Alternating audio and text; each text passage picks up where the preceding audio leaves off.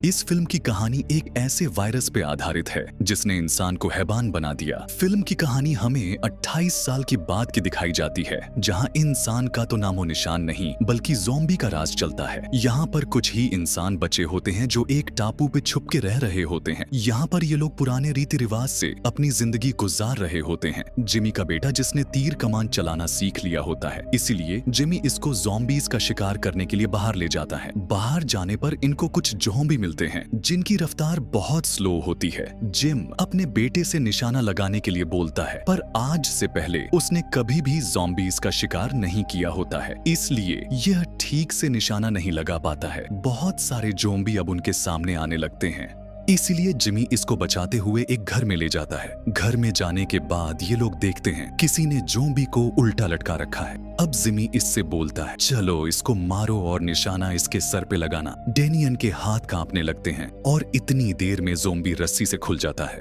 और स्पाइक पर हमला करने वाला ही होता है। इससे पहले जिमी इसको मार गिराता है। अब ये लोग छुपते हुए आगे बढ़ने लगते हैं। कुछ दूर जाने के बाद इनका सामना अल्फा ज़ॉम्बी से होता है। ये ज़ॉम्बी बाकी ज़ॉम्बी से अलग होता है। ये तेज भाग सकता है और इसकी सोचने की क्षमता बाकी ज़ॉम्बी से अलग होती है। ये सारे ज़ॉम्बी स्पाई के पीछे पड़ जाते हैं। बाकी ज़ॉम्बी तो इनका पीछा छोड़ देते हैं, पर अल्फा ज़ॉम्बी अभी भी पीछा कर रहा होता है। ये दोनों भागते हुए अपने घर की तरफ जाने लगते हैं, पर अब रास्ता पूरी तरह से पानी में डूब चुका होता है। जिमी अब आवाज लगाने लगता है जिससे इसको आइलैंड के लोग सुन लेते हैं और एक ही निशाने में ज़ॉम्बी का खात्मा कर देते हैं। अब क्योंकि स्पाई पहली बार ज़ॉम्बी का शिकार करने गया था, इसलिए यहाँ पर एक पार्टी रखी जाती है। तभी स्पाई जिमी को एक लड़की के साथ जाते हुए देख लेता है और स्पाई समझ जाता है कि उसके डैड मॉम को धोखा दे रहे होते हैं। अगले दिन स्पाई गुस्से में बोल देता है, तुमने मॉम का साथ नहीं दिया और उनको धोखा दे रहे हो। आज से तुम मेरे डैड नहीं हो। यहाँ पर हमें दिखाया जाता है स्पाई की मॉम बीमार हैं, जिनको इलाज की बहुत जरूरत होती है। जिमी का पड़ोसी स्पाई को बताता है, तुम्हें अगर अपनी मॉम को ठीक करना है तो पहाड़ के दूसरी तरफ जाना होगा। वहाँ तुम्हें एक डॉक्टर मिलेगा, शायद वो तुम्हारी मॉम को ठीक कर सके। अब स्पाई अपने मन में ठान लेता है उसको अपनी मॉम को यहाँ से ले जाना है, इसीलिए स्पाई कुछ घरों में आग लगा देता है ताकि यहाँ से छुप के भाग सके। अब स्पाई अपनी मॉम को लेकर यहाँ से बाहर आ जाता है। इसकी मॉम को डर लगने लगता है और बोलती हैं, हम वापस चले जाना चाहिए, पर स्पाई उस डॉक्टर के पास जाना चाहता है।